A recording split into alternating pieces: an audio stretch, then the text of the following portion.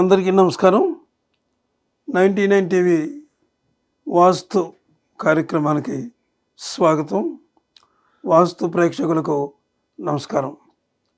ఈరోజు మనం వాస్తు కార్యక్రమంలో చెప్పుకునే విషయం ఏమిటంటే, ఇంతకుముందు నేను చెప్పినటువంటి కొన్ని ఎపిసోడ్లో చెప్పాను. అయినా కొంతమంది కొంచెం క్లియర్గా చెప్పమని అడుగుతున్నారనమాట.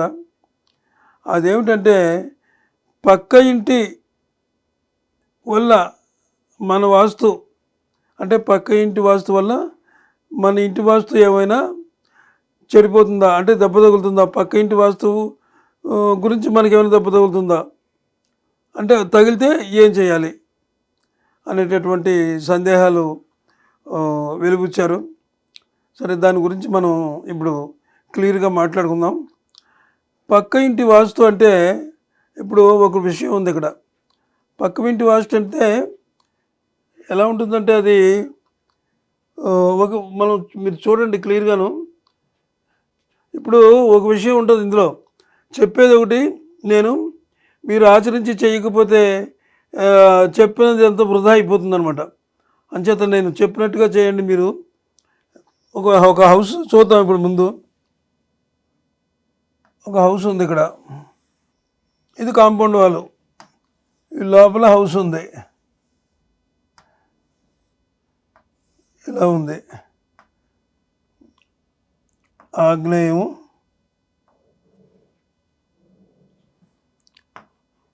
నైరుతి, వాయువ్యం, ఈశాన్యం, ఈ విధంగా ఉంది కదా. అయితే మన ఇంటికి ఎటువైపు నుంచి వచ్చేటటువంటి ఇల్లు వల్ల మనకు నష్టం వస్తుంది, ఏ పక్కన కట్టిన ఇంటి వల్ల మనకు లాభం కలుగుతుంది అనేది చూద్దాం. ఇది తూర్పు కదా. ఇది తూర్పు, పడమర, ఉత్తరం, దక్షిణం. ఇప్పుడు మనకు దక్షిణంలో ఇల్లు ఉందనుకుందాం. సపోజ్ మనకి దక్షిణంలో ఒక ఇల్లు ఉంది, ఇలాగ ఒక ఇల్లు ఉంది. అంటే ఇది వేరే వాళ్ళది అనమాట. ఇది అయితే మనకంటే ఈ దక్షిణంలో ఉన్న ఇల్లు అంటే బేస్మెంట్, ఈ ఇంటి గురించి, ఈ ఇల్లు యొక్క బేస్మెంట్ మన ఇంటి బేస్మెంట్ కంటే ఎత్తు ఉన్నదనుకోండి, మనకు చాలా లాభం. అంటే మనకు దక్షిణంలో ఉన్నటువంటి ఇల్లు మనకంటే ఎత్తులో ఉందంటే మనకి మంచిది. ఎందుకంటే మనకంటే పల్లంలో ఉండకూడదు.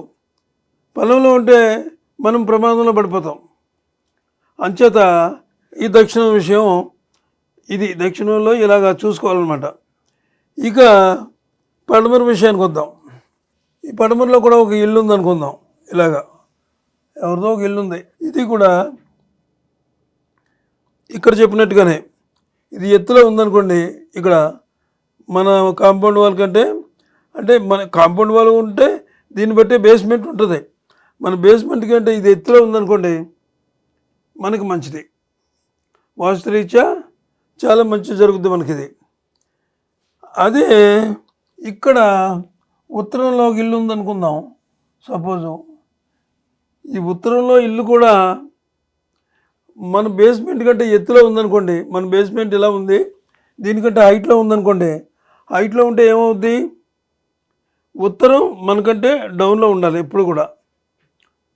కాబట్టి ఉత్తరంలో మనకు హైట్ ఉండకూడదు. హైట్ ఉంటే దానివల్ల మనకి చాలా వాస్తు దోషాలు కలుగుతాయి. అంచేత ఎట్టి పరిస్థితులను కూడా ఇది మీకు నేను ఎందుకు చెప్తున్నానంటే, మీ ఇంటి 4 పక్కల చూసుకోండి. అంటే కట్టేసిన ఇల్లు ఉంటాయి, కట్టవలసిన ఇల్లు ఉంటాయి. కట్టవలసిన ఇల్లు ఈ విధంగా మీరు చూసుకొని కట్టుకోండి. కట్టేసిన ఇల్లు గురించి ఏం చేయాలనేది మనం ఇప్పుడు ఆలోచిద్దాం. ఆల్రెడీ కట్టేశారు, ఇక్కడ కట్టేశారు ఇల్లు, ఇది మీకు ఎత్తులో ఉంది. ఇది ఎత్తులో ఉంటే మీరు ఏం చేయలేరు. మీ ఇల్లు మళ్ళీ పడగొట్టి ఎత్తు కట్టలేరు.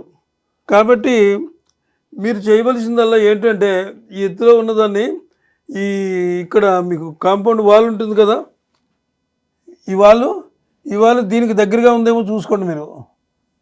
ఈ వాలు దీనికి బాగా దగ్గరలో ఉందనుకోండి, ఇది చాలా ప్రమాదం మీకు. ఇది బాగా దగ్గరలో ఉంటే దీన్ని ఏం చేస్తారంటే, ఇక్కడ నుంచి కొంచెం స్థలం ఇలా వదిలి ఇక్కడి నుంచి కట్టుకోండి. ఈ స్థలం వదిలి కట్టుకుంటే ఇక్కడ ఇంకా ఇంకా అవతల ఉంటుంది కొంచెం బేస్మెంట్ వాళ్ళది. కొంచెం మీరు స్థలం వదిలి కట్టారనుకోండి, ఇక్కడ ఈ లోపల మీకు మీ ఇల్లు కట్టుకునేటప్పుడు ఎప్పుడూ ఉత్తరంలో పల్లంగానే ఉంటుంది. దీనికి ఇక్కడ రెమెడీ ఏమీ లేదు. ఇది హైట్లో ఆల్రెడీ కట్టేసుకున్నారు. హైట్లో మీరు దాన్ని మీరేం చేయలేరు. మీరు మళ్ళీ ఇల్లంతా కలిపి మళ్ళీ పైకి దీన్ని కట్టలేరు అనమాట. అంచేత మీరు కొంచెం వెనక్కి వచ్చి ఇక్కడ అవసరమైతే ఏమైనా చిన్న కాలువ లాంటిదో ఎక్కడెక్కడి నుంచి మీరు ఎక్కడ బాత్రూమ్లు కట్టుకుంటారో చూసుకుని అక్కడి నుంచి ఇలా కాలువ లాంటిదో ఏదో తవ్వి కొంచెం లోతుగా తవ్వి చేసుకోండి. దీనివల్ల మనకి అప్పుడు కొంత వాస్తు దోషం కొంతవరకు మనకు తగ్గుద్ది. ఇక తూర్పు విషయం కూడా సేమ్ అంతే.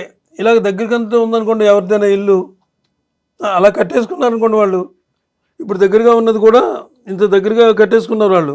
అప్పుడు మీరేం చేస్తారంటే కొంచెం ఇలా కొద్దిగా ఇలా జరపండి, కొంచెం లోపలికి రండి. లోపలికి వచ్చి ఇక్కడ ఏదైనా మీరు ఇలాగ చిన్న కాలువలాగా చేసుకోండి. అంటే ఇది మనం మీరు వాడుకోకూడదు అని కాదు, వాడుకోవచ్చు. వదిలేసినటువంటి దాన్ని వాడవచ్చు. కాకపోతే ఎక్కువ అక్కడ ఏమి చేయకూడదు. ఈ నిర్మాణాలు కానీ అవి ఇవి అసలు వాడకుండా ఉంటేనే మంచిది. కానీ నిర్మాణాలు చేయడం కానీ లేకపోతే ఇక్కడ వీటి పైన రేకు షెడ్లు వేసేసి మూతలేసి మళ్ళీ వంట వసారాలు చేయడం కానీ ఇలాంటివి ఏమి చెయ్యొద్దు. మీరు అలా చేసినట్లయితే అది చాలా ఇబ్బందుల్లో పడతారనమాట. సరే, ఇది ఇలా ఉంచుదాం. ఇప్పుడు మీరు ఇల్లు కొత్తగా కట్టుకుంటున్నారు అనుకుందాం. కొత్తగా కట్టుకునేటప్పుడు చుట్టుపక్కల ఇళ్ళు ఎలా ఉన్నాయో చూసుకోవాలి ముందు. ముఖ్యంగా అందరూ ఇల్లు కట్టేశారు, మీరు స్థలం కొనుక్కున్నారు. అక్కడ ఆ స్థలాల్లో ఇల్లు కట్టుకోవాలన్నప్పుడు ఇక్కడ ఇంకొక విషయం ఉంటుంది. మీకు దక్షిణంలో ఉన్న వాళ్ళు కట్టేసుకున్నారనుకోండి పకడ్బందీగా, మీకు మంచిదే ఎత్తుగా కడితే. అలాగే పడమరలో ఉన్న వాళ్ళు కూడా ఎత్తుగా కట్టేశారనుకోండి పకడ్బందీగా, అది మీకు మంచిదే. మీరు ఇక్కడ ఉత్తరానికి వచ్చేటప్పటికి మీ అదృష్టం బాగుండి ఉత్తరం కానీ తూర్పు కానీ ఖాళీ ఉందనుకోండి, అది మీకు అదేంటి కనకవర్షం కురిపిస్తుంది అనమాట. ఇప్పుడు ఇలా ఉంది ఇల్లు అనుకుందాం. ఇది ఆల్రెడీ కట్టేశారు, ఇది కట్టేసి ఉందా ఇల్లు. అలాగే ఇది కూడా కట్టేసింది, ఇల్లు కూడా కట్టేసింది.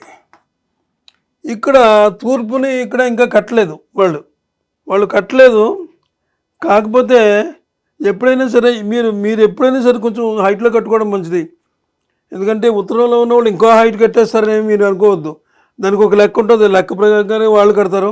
వాళ్ళ బేస్మెంట్ మీ బేస్మెంట్ సమానంగా వచ్చినా మీకేం ఇబ్బంది లేదు. మీ బేస్మెంట్ కంటే బాగా హైట్లో కడితేనే మీకు ఇబ్బంది. అంచేత ఇక్కడ మీరు చూసుకోండి.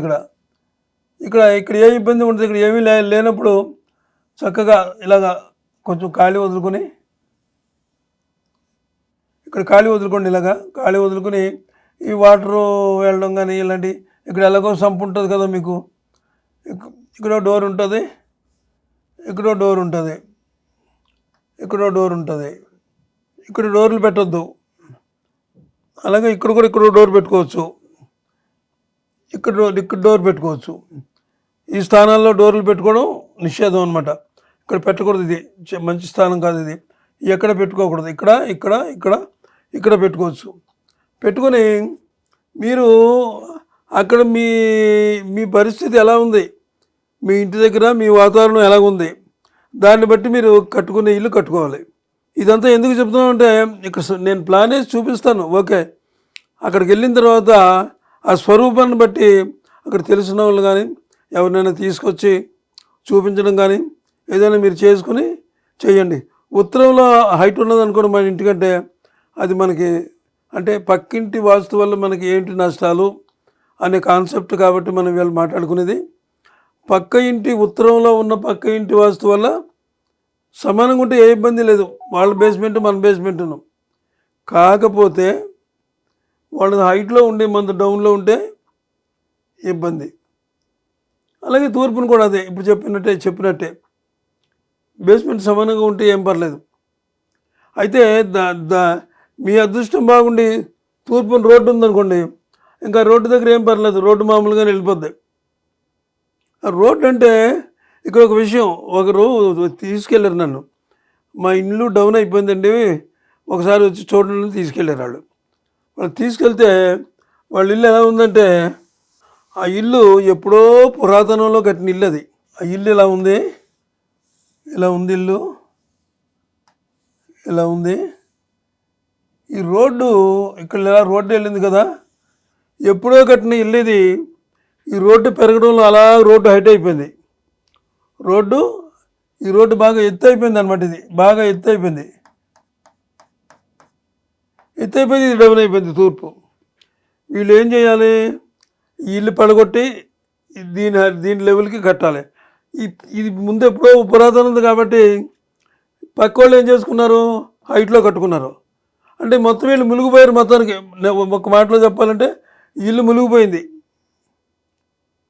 అందులో ఉన్నవాళ్ళు ఎవరూ కూడా సంతోషంగా లేరు. అందరికీ ఏదో ఒక రోగాలు రెస్టులు అలాగ నానా రకాలుగా బాధపడిపోతున్నారు అనమాట. తీసుకెళ్ళి చూపిస్తే చూస్తే అంతా ఎలా ఉందంటే అగమ్యగోచరం కింద ఉందన్నమాట. అది చూసేవాళ్ళకి మామూలుగానే చూసేవాళ్ళకి గోతులో ఉన్నారేంట్రా అనేస్తారు. ఇంకా వాస్తు తెలిసిన వాళ్ళని తీసుకెళ్ళి చూపిస్తే ఇంకా అది అప్పుడు ఇంకా దానికి రెమెడీ ఏమి లేదు చేయటానికి. మీరు ఎలాగైనా సరే ముందు ఇల్లు ఎవరికైనా అద్దెకిస్తారా లేకపోతే ఎలా ఉంచుతారో, అద్దెకిస్తే మీ ఇష్టం. అది ఇల్లు అయితే మీరు ఖాళీ చేసి వెళ్ళిపోండి, రెంట్కి వెళ్ళిపోండి ఎక్కడికైనా. మీరు కాలు చేతిలో కోట తీసుకుని, పెద్ద స్థలమేం కాదు అది, చిన్న ఇల్లే, మీరు నెమ్మదిగా ఇల్లు కట్టుకోండి. ఈ అన్ని పక్కలకు కూడా దీనికంటే హైట్ కట్టుకోండి, దీనికంటే హైట్ కట్టుకోండి, దీంతో సమానంగా కట్టుకోండి. అంటే మనం ఉత్తరంలో మనం హైట్ కట్టుకుంటే మనకి ఏ ఇబ్బంది ఉండదు, కానీ అవతల వాళ్ళకి ఇబ్బంది, అవతల వాళ్ళకి కూడా ఇబ్బంది ఉండదు, వాళ్ళకి పడమని అవుతుంది. అంచేత చూసి మీరు కట్టుకోండి. చక్కగా ప్లాన్ తీసుకుని ఎవరినైనా సిద్ధాంతం తీసుకొచ్చి చూపించుకొని కట్టుకోండి. అంతేగాని ఈ గోతులో మీరు ఉండలేరు. ఉన్నా మీకు ఏ రకమైనటువంటి ఇది పైగా గోతులో అది ఎలా ఉందంటే ఇలాగ సెంటర్లో ఉంది గుమ్మం దానికి. ఈ రోడ్డు ఏదైనా వర్షం వస్తే ఇలాగ వచ్చేసి వర్షం ఇలా వెళ్ళిపోతుంది లోపలికి. ఈ వర్షం ఇలాగొచ్చి ఇలా లోపలికి వెళ్ళిపోతుంది అనమాట. ఆ వెళ్ళిపోతున్న దానికి వాళ్ళు ఏం చేశారంటే ఏదో బస్తాలు, సిమెంట్ బస్తాలు, ఇసుక బస్తాలు వేశారు. ఎన్నాళ్ళు వేస్తారు అదే అడిగాను నేను. మీరు ఎంతకాలం ఇలాగ వేస్తారంటే ఆ వర్షాకాలం వచ్చినప్పుడు అలాగే వేసుకుంటున్నామండి, ఇంకా ఎండాకాలం ఏ ఇబ్బంది లేదు కదా అనుకున్నాం. మరి మీ ఆరోగ్య పరిస్థితులు బాగోలేదు కదా, ఇంత దారుణంగా ఉన్నారు మీరంతా, మరి ఎంతకాలం ఇలాగ ఉండగలరు మీరు? పిల్లలు చదువులు సాగట్లేదు అంటున్నారు. అంటే వాళ్ళు చెప్పుకొచ్చారు, కష్టాల నుండి చెప్పుకొచ్చారు. వాళ్ళు చెప్పక్కర్లేదు, చూస్తేనే తెలిసిపోతుంది. ఇప్పుడు వాళ్ళు ఏం చేశారంటే వేరే ఇంట్లోకి అద్దెకి వెళ్ళిపోమని చెప్పాను, వెళ్ళిపోయిన తర్వాత ఒక 2 నెలలు ఎంతో అనుకుంటా పోయిన తర్వాత ఆయన నాకు ఫోన్ చేశాడు.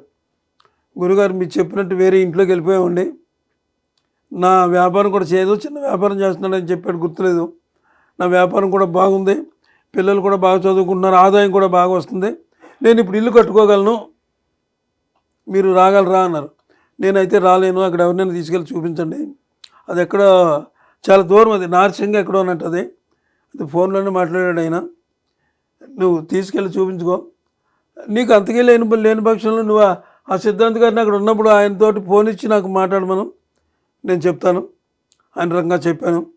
తర్వాత ఒక సంవత్సరం వరకు ఆయన అడ్రస్ అంటే ఆయన మనకి ఫోన్ చేయలేదు, ఏమీ చేయలేదు, ఆయన దగ్గర నుంచి మనకు సమాచారం లేదు.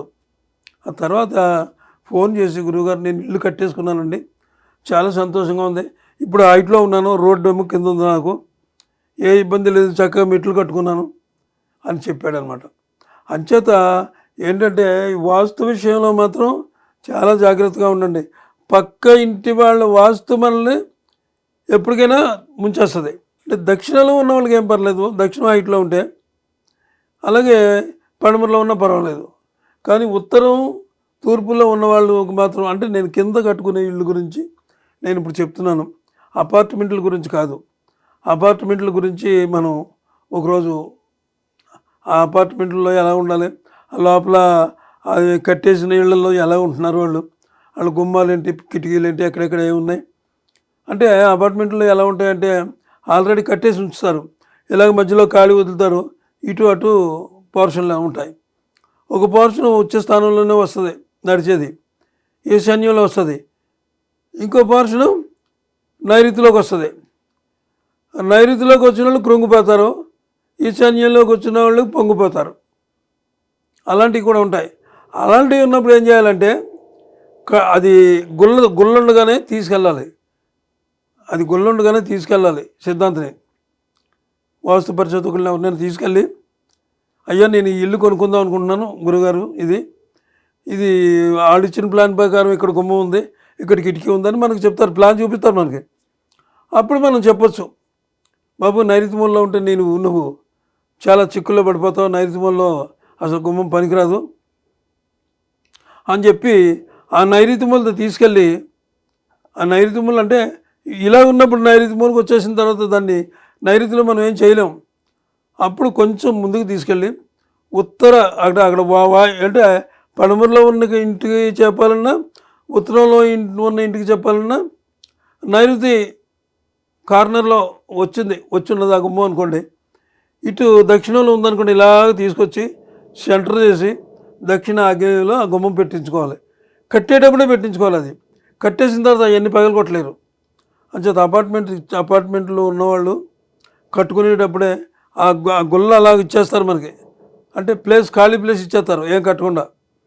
మనం చెప్పొచ్చు, ప్లాన్ ప్రకారం ఇవ్వండి మీరు, నాకు కావాల్సింది కట్టుకుంటామంటే వాళ్ళు ఏమనరు.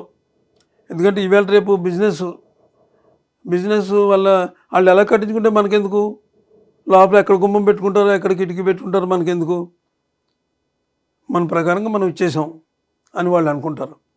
అంచేత చాలా జాగ్రత్తగా చూసుకోండి వాస్తు. అందరూ కూడా వాస్తుని నమ్మండి. వాస్తుని నమ్మితే మీకు ఏ రకమైన ఇబ్బందులు ఉండవు, కష్ట నష్టాలు ఉండవు. అది నేను చెప్పినట్టు చేయండి. మీ ఇంట్లో ఎక్కడైనా ఇలాంటి పొరపాట్లు ఉంటే అవి సర్దిద్దుకోండి. మీరంతా బాగోవాలనే ఉద్దేశంతో మేము ఈ వాస్తు కార్యక్రమాన్ని 99 టీవీలో పెట్టాము. ఇది ప్రతి శనివారం, ఆదివారం ఉదయం 6:30 వస్తుంది. ఆ రోజున తప్పకుండా చూడండి. చూసి మీకు ఏమైనా సందేహాలు ఉంటే కామెంట్ రూపంలో చెప్పండి. మీకు ఏమైనా అనుమానాలు ఉంటే నేను వాటికి సమాధానాలు ఇస్తాను. అంచేత అందరూ సుఖంగా ఉండాలి. మరి సర్వే జన సుఖనో భవంతు. అందరికీ నమస్కారం.